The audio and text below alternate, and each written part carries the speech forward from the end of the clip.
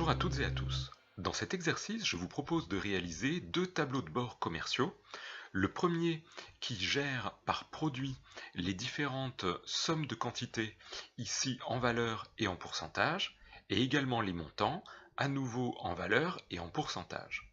Ce que je souhaiterais, c'est que l'on puisse faire varier tous ces chiffres en sélectionnant ici un ou plusieurs trimestres.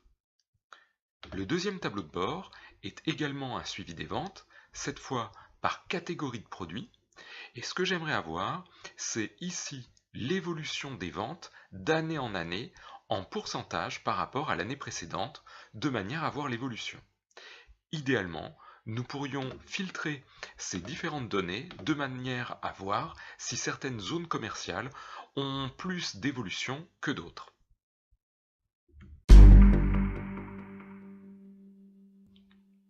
Dans cet exercice de révision, je vous propose de commencer par quelques formules de dates qui sont sûrement utiles lorsqu'on est dans le service commercial.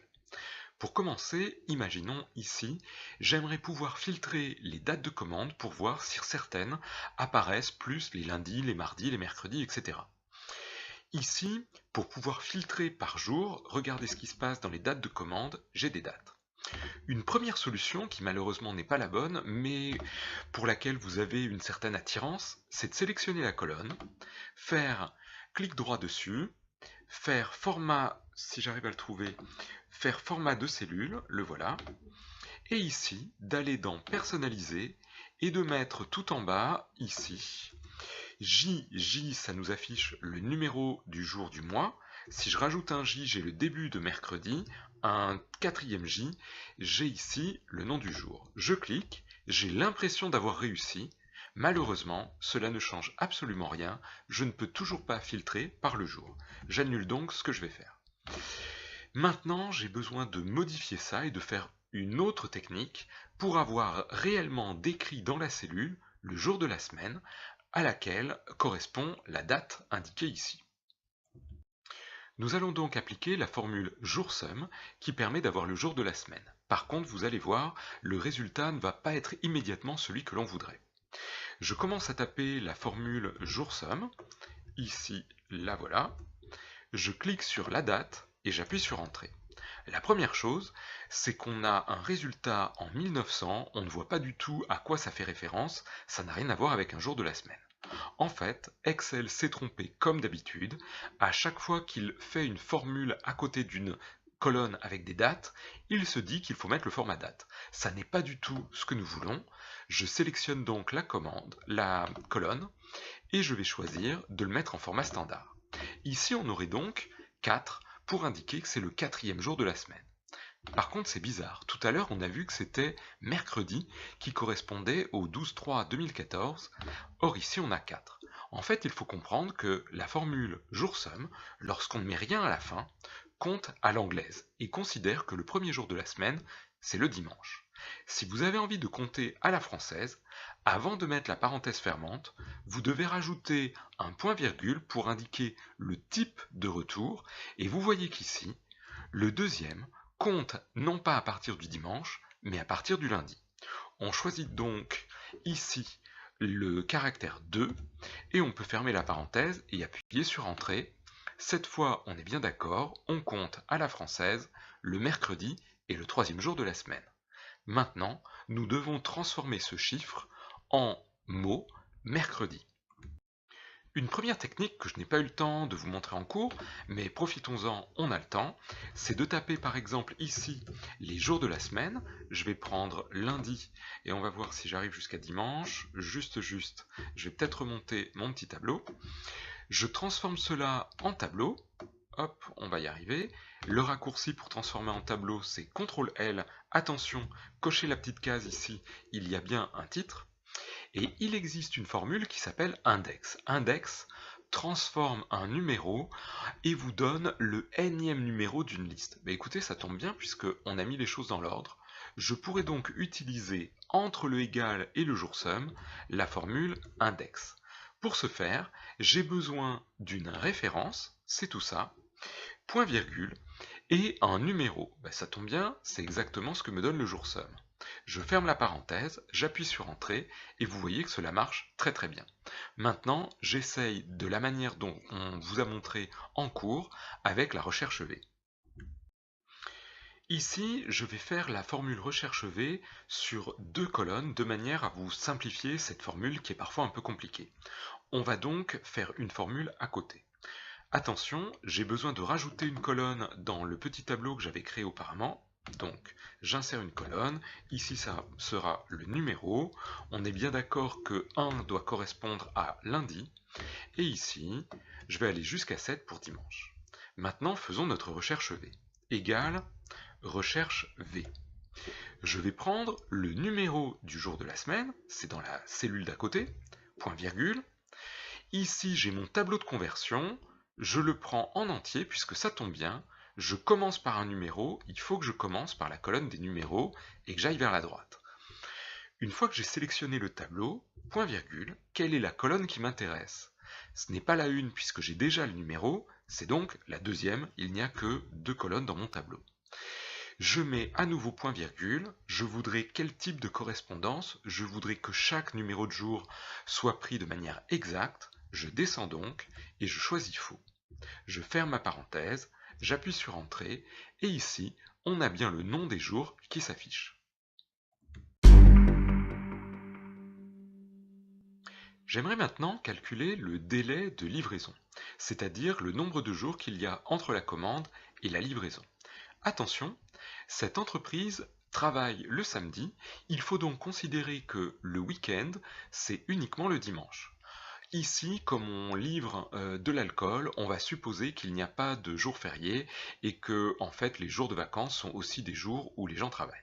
Maintenant, passons à notre formule. Égal, si je commence à taper ouvrez, je m'aperçois qu'il y a plusieurs formules qui utilisent les jours ouvrés. Alors on a le nombre de jours ouvrés qui me donne le nombre de jours ouvrés compris entre deux dates, tiens ça c'est intéressant, et il y a une autre formule qui nous renvoie le nombre de jours ouvrés avec un week-end personnalisé. C'est bien sûr celle-ci qui nous intéresse, NB jours ouvrés INTL. Vous avez besoin pour cette formule de prendre une date de départ, point virgule, une date de livraison. Attention, si comme moi vous êtes gêné, vous pouvez déplacer l'aide. Et comme on n'arrive pas à cliquer sur cette cellule parce que la formule s'est étendue, vous pouvez faire comme moi, on clique en dessous, on remonte avec la flèche, et voilà, ça marche. Ça, c'était la deuxième partie. Troisième partie de la formule, point virgule, je voudrais lui dire de ne prendre que les dimanches comme week-end. Je vais donc descendre jusqu'au paramètre 11 qui signifie week-end uniquement le dimanche. C'est ce que je sélectionne. Je n'ai pas de jour férié, donc je peux fermer la parenthèse et appuyer sur Entrée. À nouveau, Excel a fait une formule de date et s'est dit que le résultat devait être une date, mais bien sûr, le nombre de jours ouvrés n'est pas une date, il faut que je le remette en standard comme d'habitude. Voici, on a le nombre de jours ouvrés entre la commande et la livraison sans tenir compte des dimanches. Les entreprises ont toujours à gérer deux flux. Le premier qui concerne les produits avec les commandes et les livraisons, le deuxième qui concerne plutôt l'argent avec ici par exemple une question liée à la facturation. Quand est-ce que l'argent va rentrer ou devrait rentrer? Ici, on doit calculer la date de facturation. Je vous ai proposé comme règle de calcul de prendre la fin du mois qui suit celui de la commande. Par exemple, si une commande a lieu le 25 mars, la date de facturation sera le 30 avril. Là encore, il existe une formule qui peut vous aider, qui est la formule fin de mois. La formule fin de mois a besoin d'une date. Ici, je vais prendre la date de commande pour commencer mon calcul, point virgule, et maintenant, on me demande de compter la fin du mois, mais combien de mois après cette commande? Si je prends 0, ça va être la fin du mois de la commande. Si je prends 1, ce sera bien la fin du mois d'après la date de commande. Lorsque j'appuie sur Entrée, on est bien d'accord, une commande qui a lieu le 12 mars sera bien facturée, ou devrait l'être, au niveau du 30 avril. Lorsque l'on regarde ce fichier, on voit qu'il y a des commandes et qu'il y a le nom du client qui n'apparaît qu'à certains endroits. Notre œil comprend que ces commandes-là appartiennent au client qui vient d'être cité.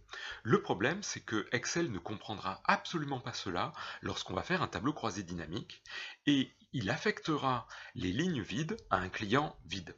Ce n'est pas ce que nous voulons. Nous avons donc besoin de répéter le nom du client, mais attention, seulement jusqu'au suivant et ensuite recommencer avec un nouveau client. Je vous ai montré dans l'éditeur de requêtes un outil génial qui fait ça en un clic.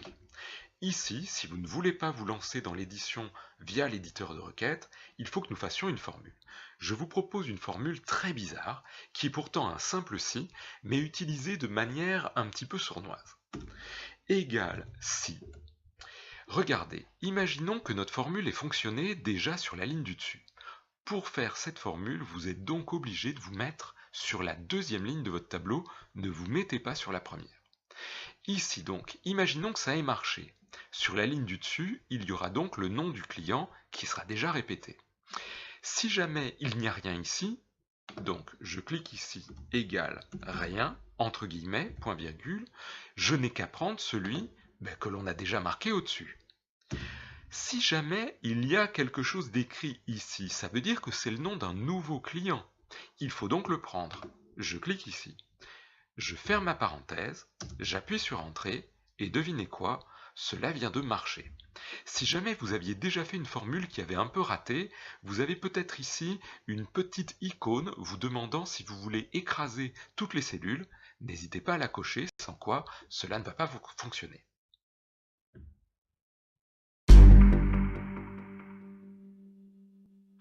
La question du tarif n'est vraiment pas simple. Je vais commencer par vous montrer un petit peu la technique et ensuite on va créer une deuxième colonne pour la faire en deux temps. Si je veux avoir le tarif, je vais donc faire une recherche V et je vais prendre le nom de l'article, point virgule. Je vais aller dans Article et je dois commencer ma sélection à quelle colonne? Si j'ai pris un nom d'article, je dois forcément commencer au nom de l'article et aller vers la droite. Je vais donc sélectionner jusqu'au bout de mon tableau parce que je suis feignant, et maintenant je vais devoir prendre la colonne qui m'intéresse. Et c'est là que le problème apparaît. Si, imaginons, notre produit est un produit de 2014, la commande est de 2014, je vais devoir prendre la colonne 1, 2, 3. 2014 va correspondre à la troisième colonne de ma sélection, 2015 à ma quatrième, etc. Or, on s'aperçoit ici qu'on est obligé d'annuler notre formule, il nous manque le numéro de colonne, j'ai besoin d'avoir ce numéro pour pouvoir faire mon calcul. Je vais donc insérer une colonne, et il va falloir que je calcule le numéro de la colonne qui m'intéressera dans ma future recherche V. Maintenant, comment avoir le numéro de la colonne? Moi, ce que je vous propose, c'est tout simplement une petite recherche V qui va nous servir de conversion. C'est parti. Pour calculer cet élément-là, il me faut d'abord l'année de ma commande. Allez, on est parti, ne lésinons pas, rajoutons une colonne supplémentaire pour le faire. Égale année, et je prends la date qui m'intéresse, la date de commande. J'appuie sur Entrée, on est d'accord qu'on a bien l'année qui va apparaître. Ça nous évitera de faire une formule trop compliquée. Maintenant, j'ai besoin d'un petit tableau de conversion. Je veux que, par exemple, l'année 2014 corresponde à quelle colonne on a dit dans notre recherche V de tout à l'heure, ce sera la 3. Bon, à partir de là, on peut travailler. Je voudrais donc que 2015, 2016, 2017, 2018, 2019 correspondent aux colonnes 3, 4, 5, 6, 7, 8, etc. Je peux mettre ceci sous forme de tableau, ça m'évitera d'avoir des dollars dans ma formule. Et maintenant, je peux faire ma recherche V. Égale recherche V, je prends l'année qui m'intéresse, point virgule, je sélectionne mon tableau de conversion et au miracle, on l'a mis dans le bon ordre, je peux donc tout sélectionner, point virgule, la colonne qui m'intéresse c'est la deuxième, ici celle avec la colonne, et je veux une correspondance exacte. Je choisis donc faux. J'appuie sur Entrée, j'ai donc ici le numéro de la colonne qui va me servir dans ma deuxième recherche V. C'est donc parti pour le tarif. égale recherche V.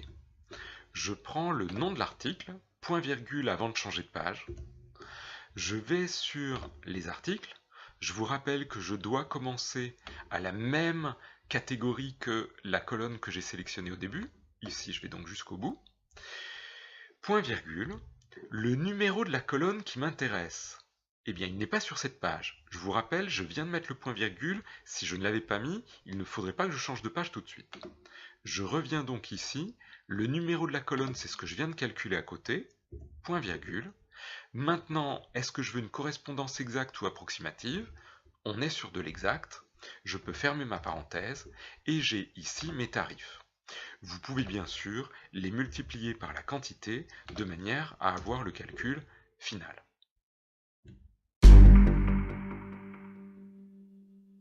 Dans l'un des tableaux que nous avons à faire, on nous demande à quelle zone commerciale appartiennent chacune de ces commandes. Je vous avoue que quand on regarde le tableau des commandes, il nous manque cet élément, nous n'avons aucune info. Par contre, je crois qu'on a quelque chose qui pourrait nous intéresser. On a ici, dans les départements, une relation entre un code postal et les nouvelles régions, et on a dans client, pour chaque client, quel est son code postal.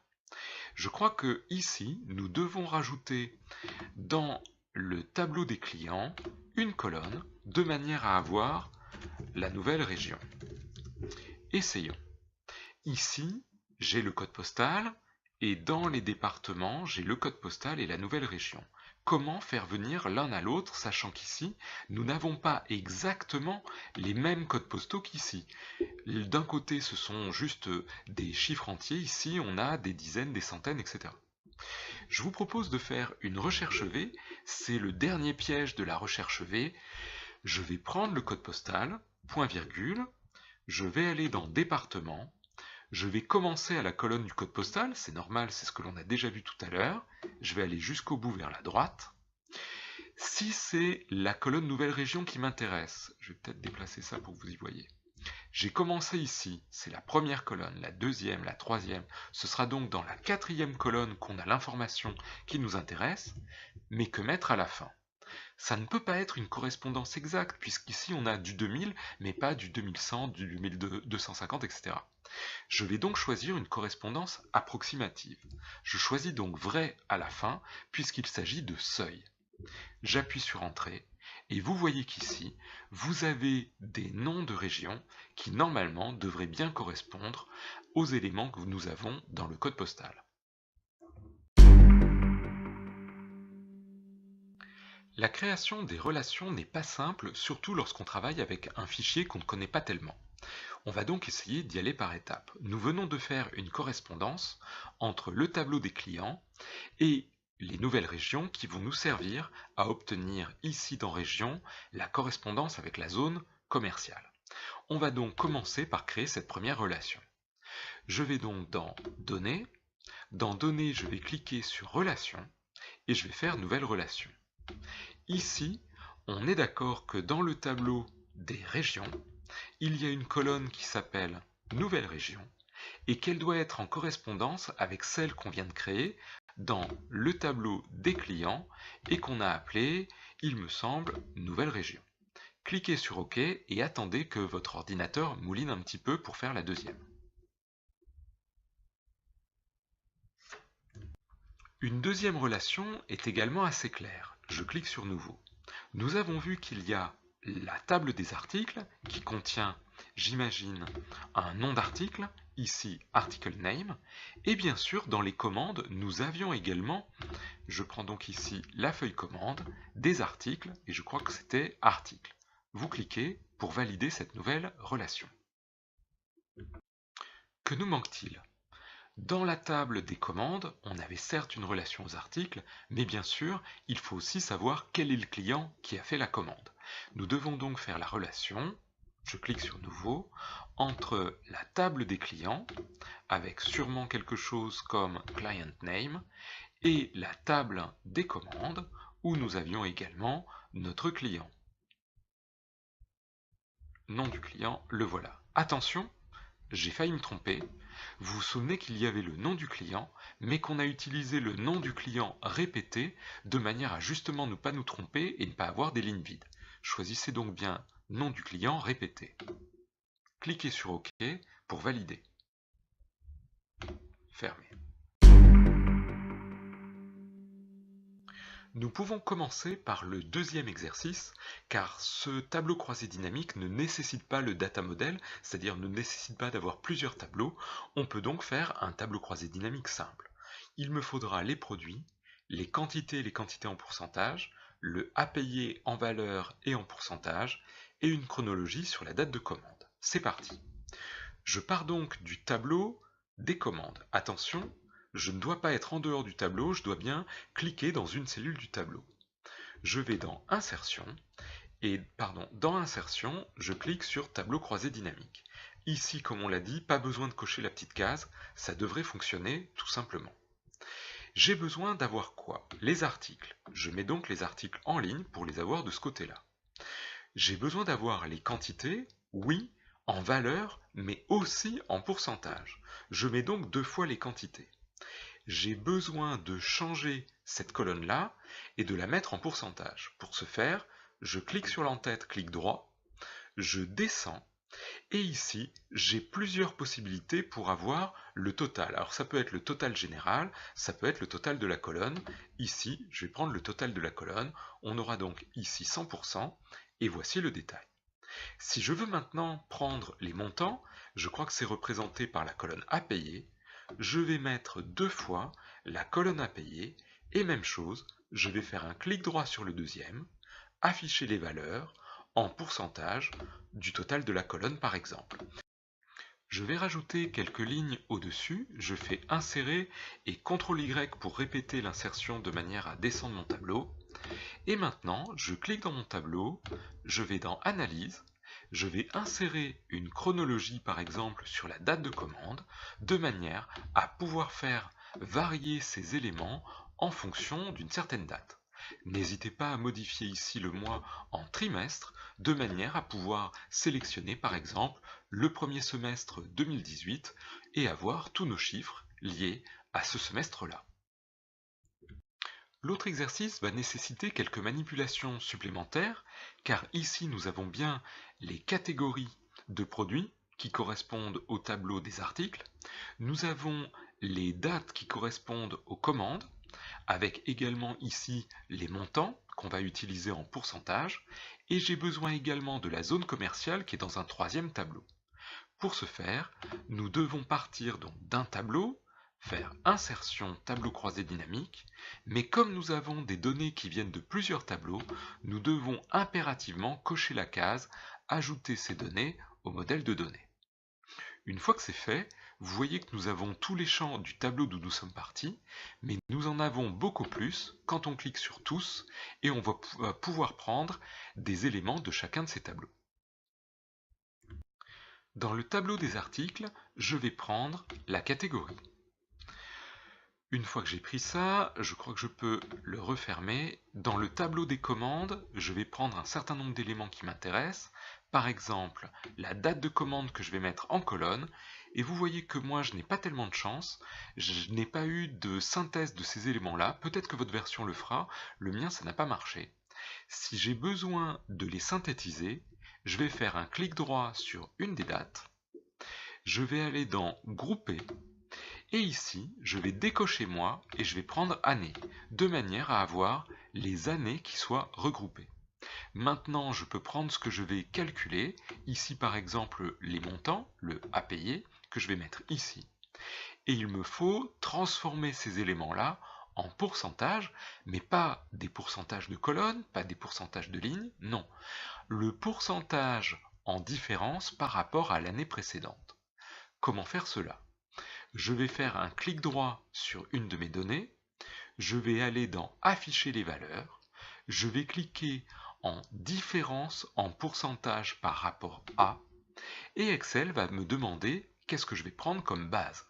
Ici, je vais prendre l'année, et je vais choisir pas une des années, mais l'année précédente, et je clique sur OK. J'ai donc ici, à chaque fois, le pourcentage d'évolution d'une année par rapport à la précédente. Il ne vous reste plus qu'à ajouter un segment.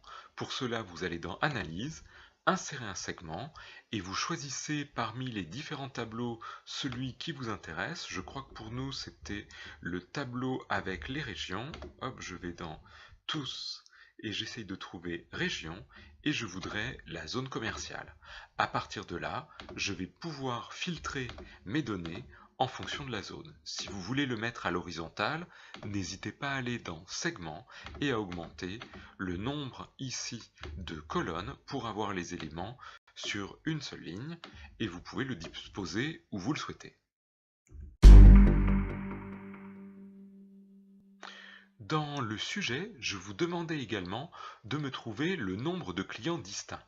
En effet, dans de nombreuses démarches commerciales, il ne s'agit pas de vendre plein de fois à un client, mais il y a aussi des bonus qui dépendent du nombre de clients différents auxquels vous avez fait des ventes. Comment trouver le nombre de clients distincts?